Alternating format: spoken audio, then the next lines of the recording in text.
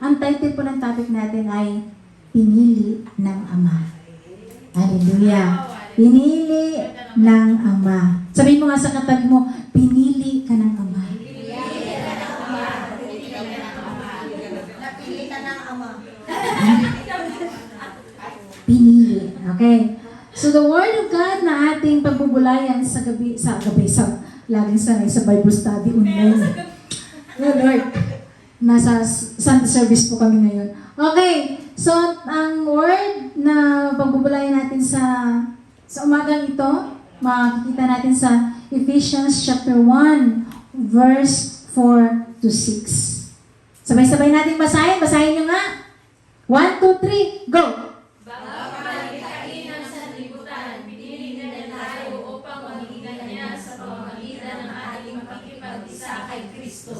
Upang tayo'y maging banal at walang kapintasan sa harap niya. Dahil sa pag-ibig ng Diyos, tayo'y kanyang pinili upang maging anak niya sa pamamagitan ng Kristo.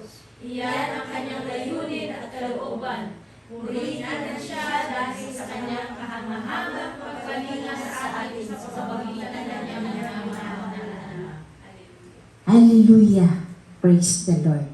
Okay, so konting background lang po sa ating pag-aaralan sa umagang ito.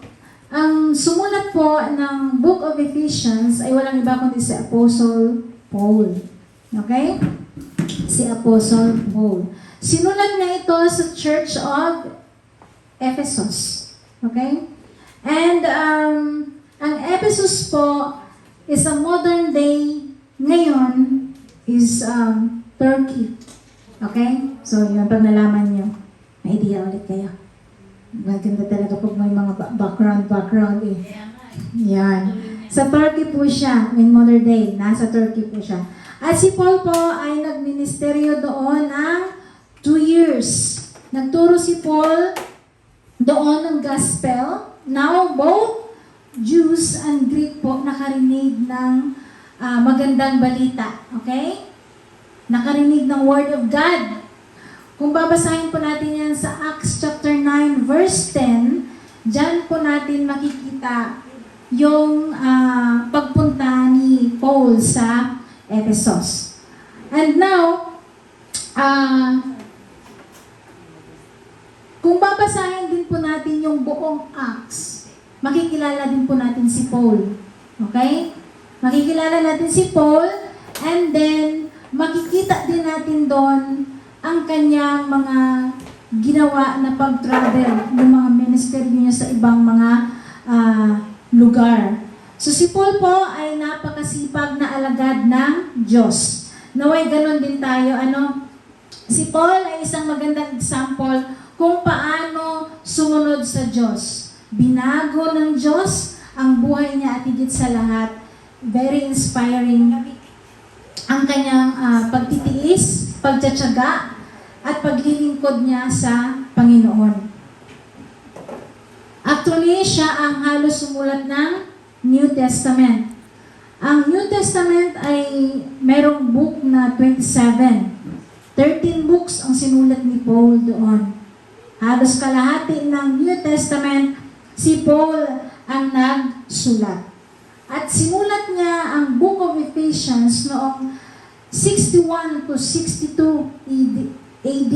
Pag sinabing AD, after death of Jesus Christ. Okay? Siguro after niya maisulat ito, siguro mga 4 or 6 years na lang mamamatay na rin si Paul dito. Okay? So yan yung background ng Book of Ephesians. So bago tayo mag-dive in sa Word ni Lord, pwede ba tayong tumayo para manalangin? Let us pray. Hallelujah. Father God, we thank you, Lord, sa umagang ito. We praise you, we glorify you, Panginoon. Lord, ang araw na ito ay para lamang sa inyo. Kaya, Ama, we acknowledge your presence. Dalangin namin na samahan niyo kami sa service na ito. Dalangin namin, Ama, na ihanda mo rin ang mga puso ng mga anak mo, O God. Ayusin mo ang kanilang mga isipan, O God. Dalangin namin na yung banal mo na Espiritu ang siyang patuloy na tumulong sa amin upang mas lalo namin maintindihan ang inyong us, Lord, sa pamagitan ng inyong banal na salita. Kaya, Ama, sa oras na ito, handa na kaming magpaayos sa iyo. Handa na ang puso namin na magpaayos sa inyo. Handa na kami sa bagong transformation na ibibigay niyo po sa amin. At higit sa lahat, Panginoon, mas lalo ka namin makilala sa umagang ito. Kaya Lord, we thank you. Sa iyo po ang papuri at pagsamba sa ngalan ng Panginoong Jesucristo. Amen and amen. Okay, so pwede na po tayong umupo. So sa talatang ito na ating pag-aaralan, we will focus on answering one question. Okay? One question. So one question na ito, bakit tayo pinili ng Diyos? Yan yung one question. Bakit tayo pinili ng Diyos? Pero sa one question na yan, merong dalawa pa na napapaloob sa isang question na yan. Ano ang dahilan ng pagpili sa atin ng Diyos? At higit sa lahat, ano ang layunin ng pagpili sa atin ng Diyos? Okay. Actually po, kahapon, hindi ko siya tapos yung topic na ito. So nag-iisip ako, Lord, palitan ko na lang yung topic. Sabi ko ng ganon. Natulog ako alas 3 na madaling araw. Hindi ko pa rin tapos. Sabi ko, Lord, may nakaredy naman ako na topic. Yun na lang po itatopic ko. Sabihin ko na lang yung pauting na wag na silang, wala nang altar song. Parang ganon. Pero pagising ko kanina, alas 5 ng madaling araw, 2 oras ng tulog ko. Sabi ko, Lord, ikaw nang bahala sa akin. Kung ito man yung gusto mong minsay para sa mga anak mo, give me wisdom. Matatapos ito. Praise the Lord. Si Lord talaga, grabe. Simula pa kahapon, tapos na yung topic namin sa soaking, pero pinalitan niya yung topic na naman. Si Lord talaga amazing minsan eh. On the spot, kailangan handa ka sa mga pagbabago na gagawin ng Panginoon sa buhay natin, kumbaga. At doon mo makikita na if you surrender sa lahat ng iyong ginagawa at hayaan mo siyang kumilos, dito mo makikita na sasamahan ka ng Diyos. Hindi ka niya pababayaan. Amen? Now, dive in po tayo sa ating topic. Ang una po, may 3 points tayo dito. Ang una, pinili para sa kabanalan. Okay? In Ephesians chapter 1 verse 4, bago palikhain ang sanlibutan, pinili na niya tayo. Hallelujah. Upang maging Kanya sa pamagitan ng ating pakikipag-isa kay Kristo upang tayo'y maging banal at walang kapintasan sa harap niya dahil sa pag-ibig ng Diyos. Now, bakit nga ba tayo pinili ng Diyos? Kapag mapipili ka ng iboboto mong kandidato, yun. Meron kang mga dahilan, di ba, sa pagpili ng mga kandidato.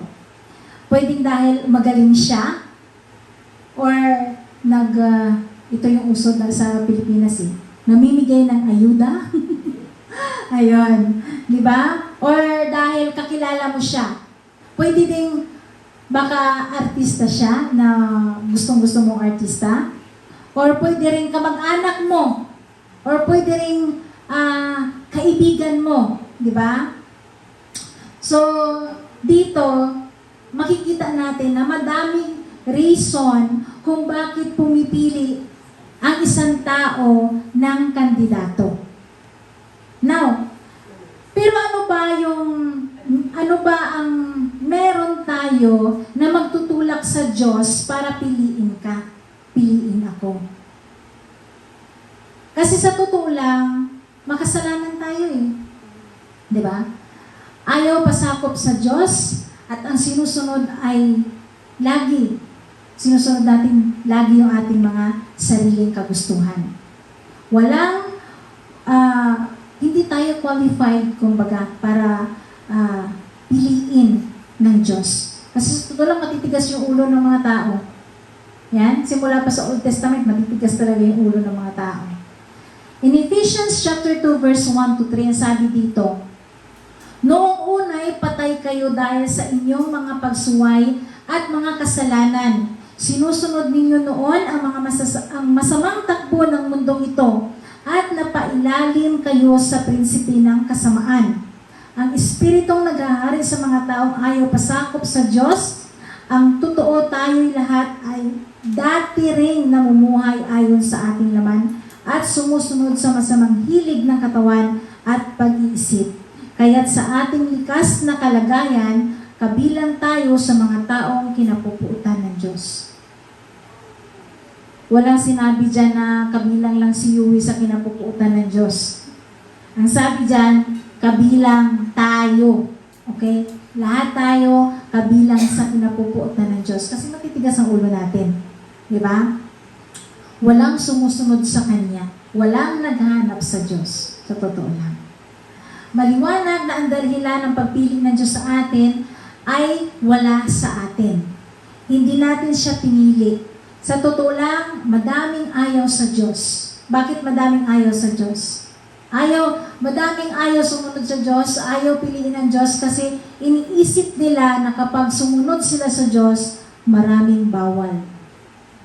Di ba? Yan ang isa sa mga reason kung bakit maraming taong ayaw magpasakop sa Diyos. Kasi pagbabawalan na sila. Yun. Ganyan din yung mindset ko dati. Katigasan ng ulo. Ayan, tuloy dito. Di ba? So gusto ng mga tao, gusto natin, tayo yung masusunod. Para tayong mga spoiled brat, di ba? Pag nakita niyo yung isang bata, pag spoiled yung bata, lahat ng gusto niya, yun ang masusunod. Pag hindi nasunod yung gusto niya, anong ginagawa niya? Iiyak, magagalit sa nanay, bubuliwan yung magulang. Di ba? Ganyan tayo sa Diyos. Pag hindi nasunod yung gusto natin, magagalit tayo sa Kanya. Lalayo tayo sa Kanya. So wala tayong pinagkaiba doon sa spoiled brat na yon sa sitwasyon natin. Pero naniniwala ako, hindi na tayo ngayon yun. Amen? Binago na tayo ng Panginoon. Okay. So dahil may mga taong ang tawag nito, ayaw pasakop sa Diyos,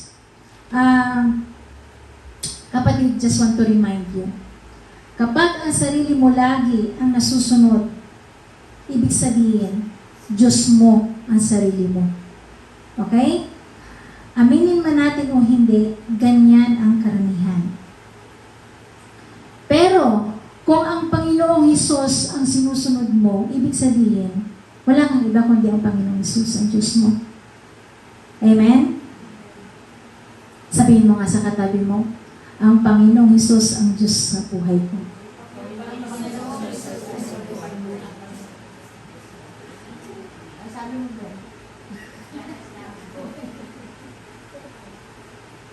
Amen. Tapos na kayo. Okay, so now, ang basihan ng pagpili ng Diyos ay wala sa atin kundi na kay Kristo.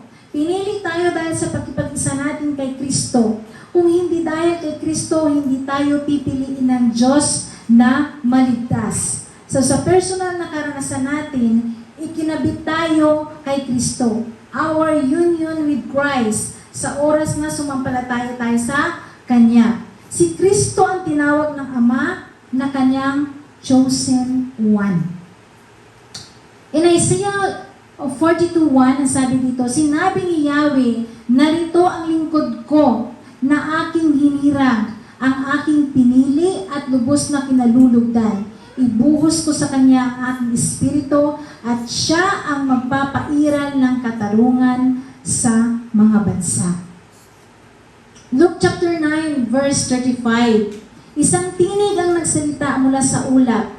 Ito ang aking anak, ang aking pinili, pakinggan ninyo siya. That's a command. Pakinggan ninyo siya.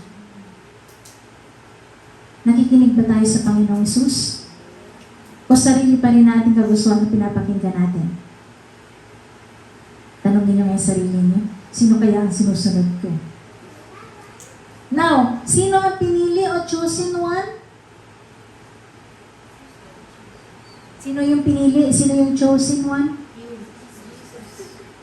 Sa binasa natin? ang Panginoong Hesus. Okay. Siya yung pinili. Now kapatid, tayo din po ay pinili sa pakikipag-isa natin sa Panginoong Hesus. Okay? Now, sabihin mo rin ulit sa katabi mo, pinili ako ng Ama. Ayan. Lagi niyong tandaan na pinili kayo ng Ama. Yung pagpunta niyo dito, hindi yun aksidente. Plano yun ng Panginoon. Amen? So, sino ang pinili? Ako at ikaw. Okay? So, huwag mong iisipin na may nakita ang Diyos sa'yo na magandang katangian o qualification para piliin ka ng Diyos. Dahil ang totoo ay wala. Okay? Wala.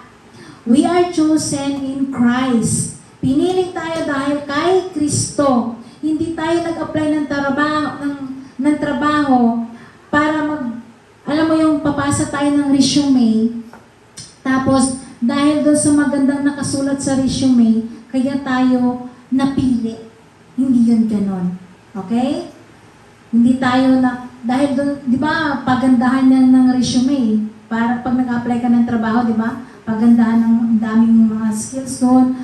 Alam mo yun? Yun. Tinitingnan yun ng may-ari ng company kung ikaw ba ay qualified. Kaya kapag okay naman yung resume mo, ikaw yung mapipili. Ganon ang nangyayari. Pero, pinili ka ng Diyos, kapatid, na wala kang ambag. Pinili ka ng Diyos kasi gusto kanyang gawing banal. Ang Diyos na pumili sa atin ay banal na Diyos. Pinili tayo hindi dahil tayo ay banal o mas banal kaysa iba. O dahil nangako tayo na magpakabanal tayo. No. That's not the basis. Rather, ang kabanalan ang layunin ng pagpili sa atin ng Diyos. At titiyakin ng Diyos na ganito nga ang mangyayari sa atin. Lahat ng pinili niya, ginagawa niyang banal. Ang salitang walang kapintasan o dungis ay karaniwang ginagamit sa tupa na inihahandog na ang katuparan siyempre ay na kay Kristo. Nakikita niyo po yung tupa. Pag nag-aalay po sila sa Old Testament, dapat walang kapintasan, dapat maganda, dapat matabang tupa, dapat hindi yan kulang ang kamay, dapat buo yung buntot, alam mo yon, dapat walang sugat, talagang makinis, kumbaga. In Hebrews chapter 9 verse 14, sabi dito, higit ang nagagawa ng dugo ni Kristo sa pamagitan ng walang hanggang espiritu. Inialay niya sa Diyos ang kanyang sarili bilang handog na walang kapintasan. Ang kanyang dugo ang luminis sa atin, mga budhi sa mga gawang walang kabuluhan upang tayo makapaglingkod sa Diyos na buhay. Kung sa Old Testament, ang ginagawa nilang alay ay perpekto or walang dungis or walang kapintasan, sa panahon 2,000 years ago, ang ginawang alay na perfect ay walang iba kundi ang Panginoong Hesus. Siya yung tanging perfect. Walang kasalanan. In 1 Peter 1:19, kundi sa pamagitan ng mahalagang dugo ni Kristo, siya'y tulad ng korderong walang dungis at kapintasan. Okay? So very clear, no? Ang dugo ng Panginoon walang dungis at walang kapintasan. Si Kristo ang tupa na walang dungis na siyang inihandog para sa atin na mga marumi at makasalanan. Kaya dahil kay Kristo, tayo ay naging banal. In Ephesians chapter 1 verse 1, mula kay Pablo na apostol ni Kristo Jesus ayon sa kalooban ng Diyos para sa mga hinirang ng Diyos na nasa Efeso at tapat na sumampalataya kay Kristo Jesus. Now, bakit naging banal si Paul sa tingin niyo na sumulat ng Ephesians? Dahil sumampalataya siya kay Kristo. Nakita niyo dyan? Sa pinakadulo, tapat na sumampalataya kay Kristo Jesus.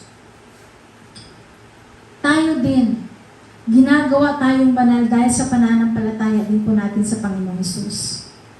Kapatid, sa paningin po ng Diyos, dahil po sa kanyang bugtong na anak, tayo ay ginawang banal at matuwid. Pero hindi pa tapos ang Diyos. Ang layunin ng pagpili sa atin ng Diyos ay pareho ng layunin ng sakripisyo ni Kristo sa krus. Upang tayo ay, Ephesians chapter 5:27, ginawa niya ito upang ang iglesia ay maiharap niya sa kanyang sarili na nasa kagandahan nito. Walang anumang dungis ni kulubot man, banal at walang anumang kapintasan. Sino ang iglesia na tinutukoy dito? Tayo. Kaya hanggat buhay ka pa, hindi pa tapos ang Panginoon sa iyo. Kikilos at kikilos pa siya para gawin kanyang banal kagaya ng kanyang anak. Amen? In 2 Peter 1:9-10, ang sabi dito, ngunit kung wala sa inyo ang mga ito, kayo ay parang bulag at hindi nakakakita at nakalimot na nilinis na kayo sa inyong mga kasalanan. Kaya nga mga kapatid, lalo kayong maging masigasig upang matiyak ninyo na kayo ay tinawag at pinili ng Diyos kung gagawin ninyo ito, hindi kayo matitiso. Sa araw na ito, sa araw-araw po na buhay natin, may progress po yan. Na nagpapatotoo na kumikilos ang Diyos sa buhay natin. Na ginagawa niya tayong banal. Hanggat sa pagdating ng araw na bumalik ang Panginoong Hesus. So kung nakikita natin ang ating sarili na lumalago sa kabanalan, nagpupursige sa paglaban sa kasalanan, binabago para maging katulad ni Kristo, nakukumpirma natin na tayo ay kabilang sa mga tinawag at pinili ng Diyos. Amen?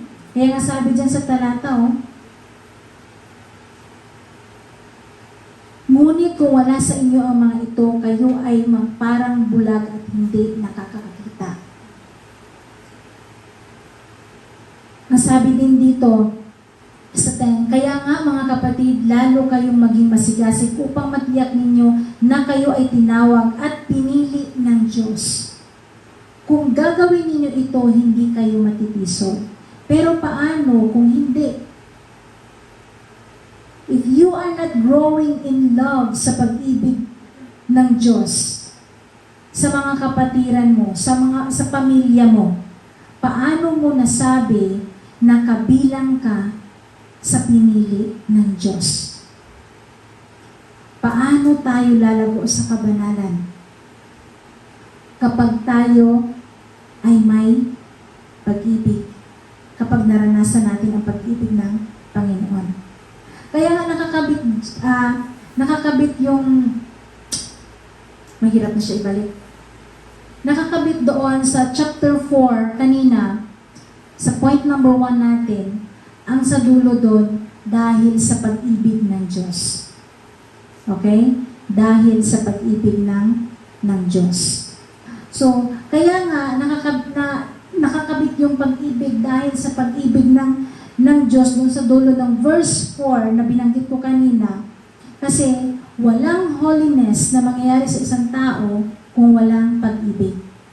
Hallelujah? Hindi mo masusunod ang Diyos kung wala kang pag-ibig. Now, tingnan nyo, ang pagpili sa atin ng Diyos ay hindi lisensya din para mamuhay tayo sa kahit anong paraan na gusto natin. Kasi iniisip natin, ay, iniibig pala ako ng Panginoon, tanggap ako ng Diyos. So, hindi po yun lisensya para gumawa tayo at patuloy tayo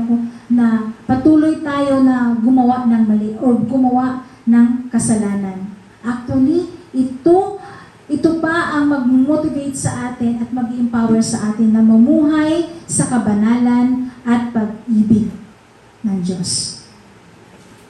In Colossians chapter 3 verse 12-14, kaya nga dahil kayo hinirang ng Diyos, minamahal niya at pinili para sa Kanya, Dapat kayong maging mahabagin, mabait, mapagkumbaba, mahinahon at mapagtiis. Mapagpasensya kayo sa isa't isa. Kung may hinanakit kayo sa kanino man, magpatawad kayo, gaya ng pagpatawad sa inyo ng Panginoon. Now, kung talagang anak ba tayo ng Panginoon, merong pagbabago. Kung dati galit ka sa kapwa mo, ngayon minamahal mo. Di ba? Kung dati kinakamuhian mo yung kalaban mo, ngayon pinagpipray mo na. Wow. Lagi ko itong sinasabi, wag na, sabihin mo na, ay may kalaban ako, pag-pray mo siya, ay madali lang. Anong normal natin na pinag-pray sa kalaban natin? Sana karmahin siya, Lord. Diba? Mga negative. Ay, dali lang mag-pray sa kaaway. Ayan. Ayun. Mas malala. Ayan. Isda, garay. Ganyan ba ang gusto ng Panginoon? Diba? So dahil minahal at pinili kayo ng Diyos, okay? Magmahalan din kayo sa isa't isa. So kung magmahalan kayo sa isa't isa, dito na lalabas yung maging mahabagin kayo, maging mabait kayo, mapagkumbaba kayo. Yung pagpapakumbaba natin, hindi natin pinipili yung taong pagpapakumbabaan lang natin, kundi lahat. Okay? Lahat. Okay? Maging mahinahon. Sinusubukan ko yan. Sinusubukan ko yan. Nasa proseso ako niyan. Okay. At mapagtiis, mapagpasensya kayo sa isa't isa. Ayan. May progress ha? May progress sa pinili ng Diyos. Amen? Okay. Kailangan natin magpasensya sa kapwa natin. Mahalin natin yung ibang tao. O baka, mamahalin mo lang yung ibang tao, o yung asawa mo, o yung kapatid mo kay Kristo, kung karapat-dapat silang sa pagmamahal mo. Kung naging mabuti sila sa'yo. Kung minamahal ka rin nila. Madali lang naman magmahal ng taong nagmamahal sa atin, di ba? Normal. Yan. Pero paano naman yung mga kaaway natin? May kaaway ba tayo? Paano naman yung taong kinamumuhian tayo, pinipersecute tayo, nagsasabi ng mga chismis, ayan, yan normal to. Yung mga nagsasabi ng chismis sa atin, minamahal ba natin sila? Tandaan nyo mga kapatid, ganun ba ang magmahal? Ganun ba magmahal ang Diyos sa atin? Kung titingnan po natin ang ating mga sarili, kung titingnan natin ang ating mga sarili, yung mga kaaway natin, yung tingin natin, yung mga kaaway natin, madaming ginawa na hindi maganda sa atin. How about us sa Panginoon? Pero tinanggap tayo ng Diyos. Kahit sa sobrang dami natin ng kasalanan. Ang gusto ng Diyos, maging kawangis natin siya. So kung anong ginagawa ng Panginoon, dapat yun din ang gagawin natin sa kapwa natin. Amen? Hindi natin pwedeng sabihin na we are follower of Christ, pero meron tayong tawag nito, galit sa kapwa natin. Hindi ganon. Dapat magmahalan tayo. Amen? Pinili ka para sa kabanalan. So kapag banal ka, meron ka bang hinanakit sa kapwa? Meron ka bang galit? Wala. Kapag sinabing pinili ka para sa kabanalan, pinili ka para maging kawangis ng Diyos. Okay? So yan yung point number 1 natin. Pinili ka para sa kabanalan. Kaya paayos natin yung ating mga karakter sa Panginoon. Paayos natin yung puso natin sa Panginoon. Amen? Number 2, pinili para maging mga anak ng Diyos. In chapter 5, sabi dito, tayo'y kanyang pinili upang maging anak niya sa pamagitan ni Jesucristo. Iyan ang kanyang layunin at kalooban. Now, ganda ng verse na ito eh. Hindi lang pala tayo pinili ng Diyos para sa kabanalan. Pinili din niya tayo para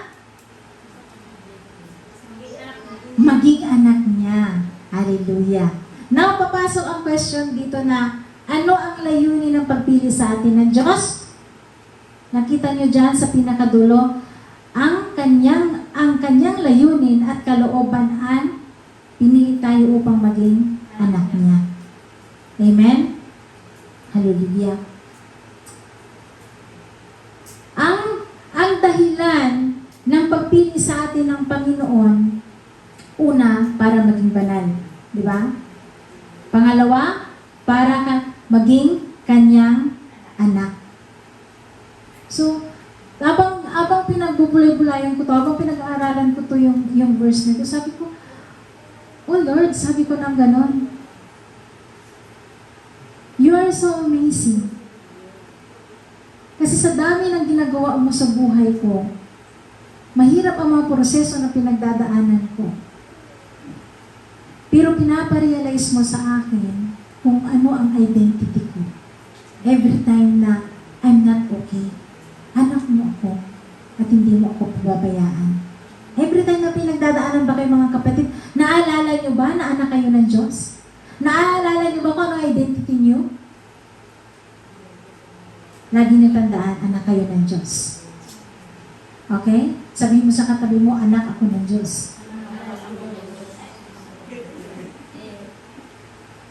Now, hindi niya lang isinugo ang kanyang anak, which is Jesus Christ, para maligtas tayo, kundi para maging mga anak niya rin tayo.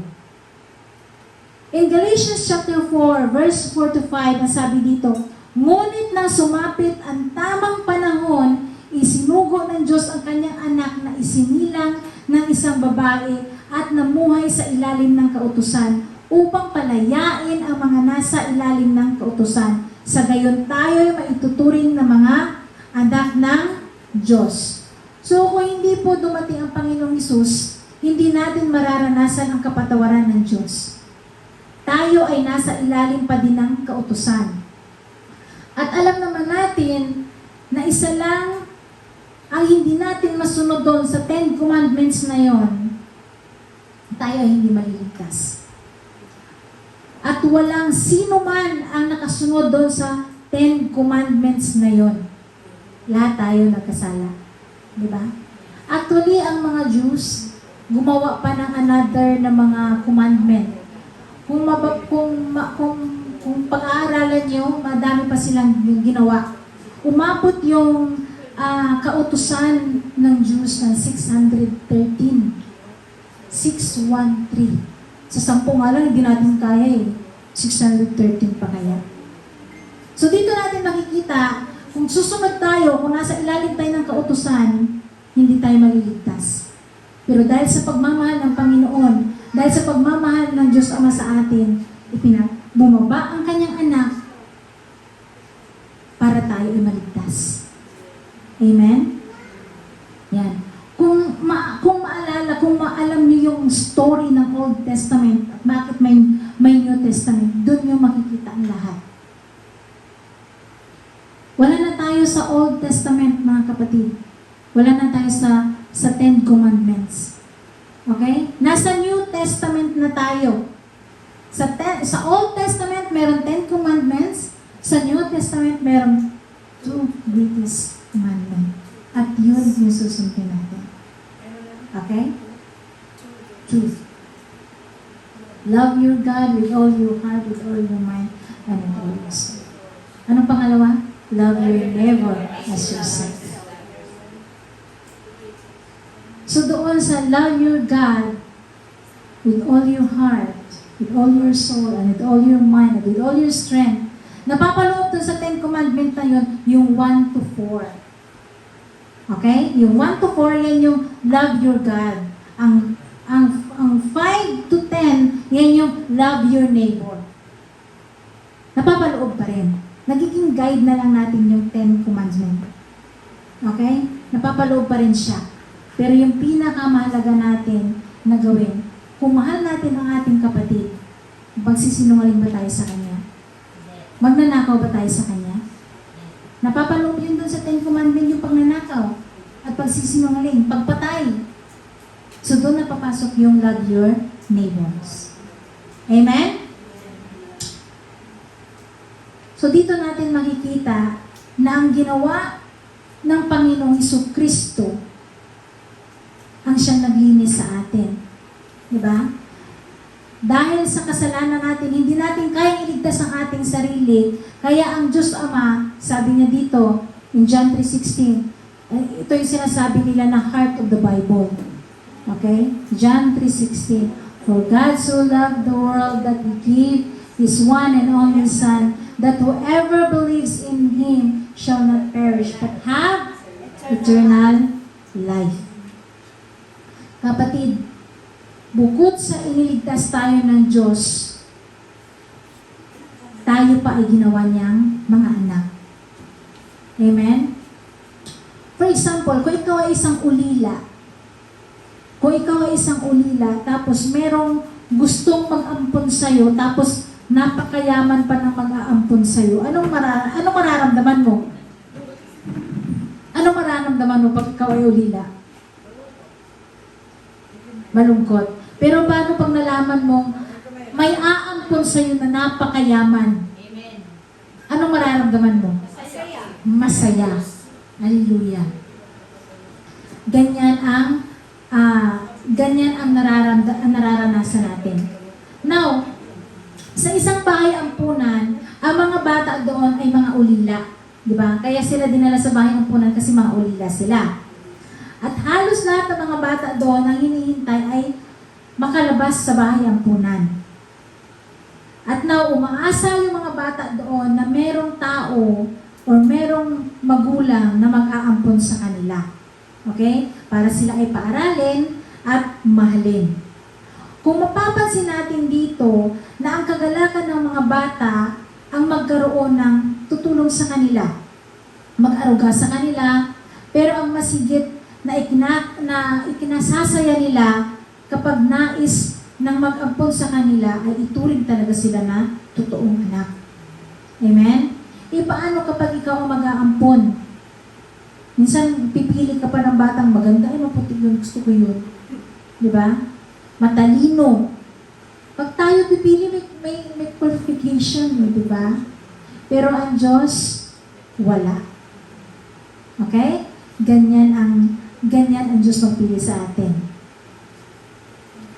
Pinili tayo ng Diyos hindi dahil sa angkin natin na katangian, as we are better than other, yon, kundi dahil kay Kristo, through Jesus Christ. Kung anak ka ng Diyos, alam mo ang pakiramdam na ito. Napakalaking biyaya na para sa atin na mahalin tayo ng Diyos sa kanyang tawag nito, minahal tayo ng Diyos kasi nature na ng Panginoon yung pag-ibig, yung love. Kaya nga dyan sinabi niya dyan sa John 3:16. At ang ginawa ng kanyang, kung makikita natin yung sacrifice ni God the Father, hinayaan niyang mamatay ang kanyang bugtong na anak doon sa Kalbaryo ng krus para sa atin. So dito natin nakikita, minahal tayo ng Diyos, hindi dahil mabuti tayo. Minahal tayo ng Diyos nung tayo pa ay makasalanan. Amen? If you truly love Jesus, sa totoo lang, yung sakripisyo mo na sumunod sa Kanya, wala yan sa kalingkingan na ginawa niya sa Kalbaryo ng krus. Ano bang hirap na pinagdaanan mo i-compare mo doon sa hirap na ginawa ng Panginoong Jesucristo? Wala sa kalingkingan, di ba? Sinasabihan ka lang ng Diyos, huwag kang magsinungaling, hirap na hirap ka pa. Napakahirap na sumunod sa kautusan ng Panginoon. Yan ang sinasabi ng karamihan. Ang pagsunod sa ayaw mo ay masakit, sa totoo lang. Pero pinili mong sumunod dahil mahal mo ang Diyos. Dito na papasok yung refiner, yung parang hinuhubog ka. Alam mo yung gold, idadaan mo na siya sa kalayo or sa apoy Pagkatapos niya idaan sa apoy, pupukpukin pa siya para maging, ang tawag nito, para humurma siya ayon sa gusto ng gumagawa ng alahas. Di ba? So, ganun din tayo mga Kristiyano. Sa proseso na pinagdadaanan natin para sa kabanalan, dumadaan tayo sa proseso. Masakit ang proseso. Di ba? Kagaya ng ginagawa doon sa gold. Dinadaan sa kalayo, sa apoy, pinupukpok. So, ganyan din tayo. Kaya nasasaktan tayo. Kaya may nararanasan tayo na pain every time na nasa proseso tayo. Pero tandaan niyo, pagkatapos ng proseso na yan, lilitaw na yung pinakamaganda. Amen? Kagaya ng alahas, bago siya gawing singsing, dumadaan muna siya sa pinakamahirap na proseso. Bago ka maging banal, dadaan ka sa pinakamahirap na proseso. Amen? Bakit ginagawa ito ng Diyos? Anak ka niya at gusto niya dahil ang anak niya, yung panganay niya, si Jesus Christ, gusto niya lahat ng mga anak niya, kagaya ng kanyang anak na panganay. Kaya niya tayo pinapadaan sa kanyan na proseso. Amen? Amen. Hallelujah. Now, in Romans chapter 8 verse 15, sabi dito, sapagkat hindi espiritu ng pagkaalipin ang inyong tinanggap upang kayo'y mamuhay sa takot. Sa halip ang inyong tinanggap ay ang espiritu ng pagkupkup upang kayo gawing mga anak ng Diyos. Kaya tayo tumatawag sa Kanya ng Ama, Ama ko. So, wala rin isa sa atin ang tawag nito, yung natural na anak ng Diyos. Kumbaga, si Kristo lang ang hindi adopted. But Son of God by nature. Wala rin tayong legal right para piliin ng Diyos na maging anak niya. By nature, we are children of wrath.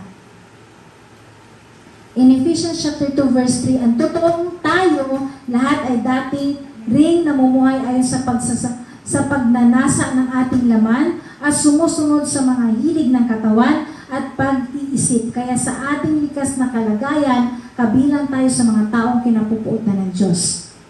Nabasa natin yan din kanina. Pero sa biyaya ng Diyos, ay itinuring niya tayo na kanyang anak with all the right and privilege ng isang tunay na anak. Sa kultura natin, negatibo minsan pag sinasabi natin, adopted yan. Ay, adopted lang yan. Di ba? Kailangan natin palitan mo. Sorry. So, much better pag tinawag tayong ampon kaysa tawagin naman tayong anak ng Diablo. Diba? Bakit Diablo? Yung hindi sumusunod sa Panginoon, sino ang tatay nila? Dalawa lang ang pwede natin piliin. Kung gusto natin maging anak tayo ng Diyos, sumunod tayo sa Diyos. Kung ayaw natin sumunod sa Diyos, walang ibang tatay kundi ang Diablo. So mamili ka. Mamili ka. So tingnan mo sarili mo ngayon. Anak ba ako ng Diablo? Anak ba ako ng Diyos? Hanggat hindi ka sumusunod sa Diyos, kapatid, iba ang tatay mo.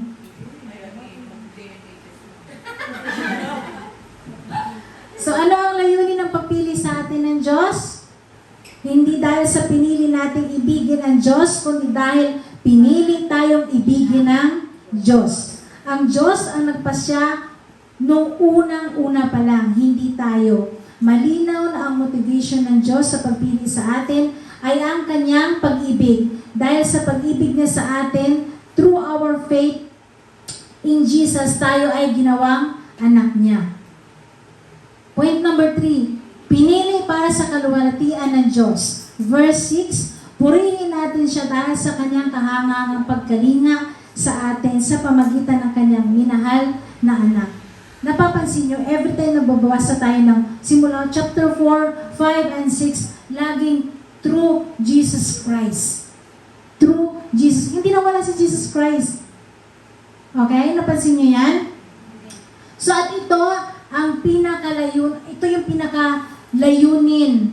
Bakit tayo pinili ng Diyos? Ang sinabi ni Pablo dito sa verse 6, para saan ang pagpili sa atin ng Diyos? Para sa kabanalan? Yes. Nakita rin natin na tayo ay pinili ng Diyos na maging anak niya sa verse 5. So dahil sa ginawa ng Diyos sa atin, ginawa niya tayong banal, inangkin niya tayo ng mga anak. So dito na papasok, purihin natin ang Diyos. Dahil sa ginawa niya, He deserved to be praised. Amen? Pinili tayo maging anak for adopted to Himself as son. So, sa pagpili ng Diyos sa atin, dito natin makikita yung grace ng Panginoon. Sa lahat ng ginawa niya, sa pagpili sa atin, pinili para maging kabanalan ng ginawa ng anak. Kaya kailangan purihin natin siya. Dahil sa kanyang kahangangang pagkalinga. Kanino? Sa atin. Amen. So, kapuri-puri ang Diyos. Ang kanyang kahangangang pagkalinga sa atin or His glorious grace na ito yung nagbibigay sa atin ng kamanghaan. Namamangha tayo sa Panginoon. Minahal tayo ng Diyos bagamat hindi tayo kamahal-mahal. Ginawa tayo mga anak ng Diyos bagamat hindi naman tayo karapat-dapat. That's why this grace is glorious. Okay? That's why He deserved to be praised. Karapat-rapat siyang sambahin, purihin, at pasalamatan. Ibig sabihin, maluwalhati tayo. Dahil nagdiningning ang kagandahan na ginawa ng Diyos sa atin. Para kang binigyan ng regalo ng asawa mo kahit may kasalanan. Para kang binigyan ng tatay mo, kung ikaw ay anak, binigyan ka ng tatay mo ng regalo kahit matigas ang ulo mo. Amen? Kaya dahil sa kamanghaan na ginawa ng Panginoon sa atin, wala tayong masambit kundi salamat, salamat, Panginoon. Nakita niyo yung kanta natin kanina, yung personal worship natin? Salamat, salamat. Diba? Kasi kapuri-puri ang Diyos sa ginawa niya sa buhay natin. In Ephesians chapter 1 verse 3, purihin ang Diyos at Ama ng ating Panginoong Kristo. Pinagkalooban niya tayo ng lahat ng pagpapalang espiritual na nagmumula sa langit dahil sa ating pakikipag-isa kay Kristo. So dahil sa laki at dami ng spiritual blessing na pinagkaloob niya sa atin at paano natin ito pasasalamat kundi sa pagpuri niya sa atin. Anong klaseng mga spiritual blessing na ito ang binigay niya sa atin? Ito yung ginagawa ka na niya. Lahat ng, for example, spirit of katamaran. Diba? Binigyan tayo ng spirit of contentment. Spirit ng kabaitan. So lahat, meron tayong maraming spirit sa ating katawan. So that's the blessing na natatanggap natin sa Panginoon. So now, ano ang tinuturo sa atin ng verse 4 to 6 na ito? Karapat-dapat purihin ang Diyos dahil pinili na tayo, hindi dahil sa mabuting katangian natin, kundi para tayo gawing banal sa pamagitan ni Kristo. Hindi dahil sa anumang meron tayo, kundi para tayo maging mga anak ng Diyos sa pamagitan ni Kristo. Hindi dahil tayo karapat-dapat, kundi sa Kanyang kaluwalhatian. So, naiintindihan ba natin yung mensahe ng Panginoon sa oras na ito? Praise the Lord. Kaya kung ikaw ay isang Kristiyano, yon ay dahil pinili ka ng Diyos. Namangha or na-amaze ka ba sa ginawa ng Panginoon sa buhay natin? Hallelujah. Or meron bang pagmamalaki dyan sa puso mo na para bang wala namang yung parang feeling mo, parang wala namang ano tawag nito, yung meron kang ambag doon sa pagpili ng Panginoon sa'yo. Meron ka pa bang nararamdaman na ganyan? Nahihirapan ka ba na tanggapin na ang Diyos ang pumili sa kaligtasan mo? Kapatid, wala kang kailangang gawin. Hindi yung mga good works mo ang magliligtas sa'yo. kahit anong kabutihan mo, kahit gaano ka kabait, kahit gaano ka paano ka pa tumulong sa mga sa kapwa mo o nangangailangan ng mga tulong dyan sa paligid mo, hindi ka niyan maliligtas. Ang magliligtas sa atin ay ang manampalataya tayo at maniwala tayo sa ginawa ng kanyang bugtong na anak na si Jesus. At tanggapin ang kanyang bugtong na anak bilang ating Panginoon at tagapagligtas.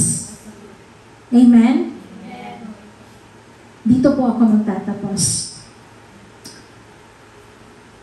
Kapatid, panghawakan natin ang katuruang ito tungkol sa malayang pagpili ng Diyos o sovereign ng unconditional na nagpili sa atin. Pagpili sa atin. Hindi parang gawing excuse na wag na tayong mag-share ng gospel. Kasi ang Diyos naman pala ang bahalang magpili sa kanyang mga anak. Tulad ng ginawa ng excuse ng iba. Sa halip, prayer natin na ito na gawing panggatong sa puso natin para mag-apoy yung puso natin na magkaroon ng hangarin na ikalat yung magandang balita. At sinong magandang balita na ito? Ang Panginoong Hesus.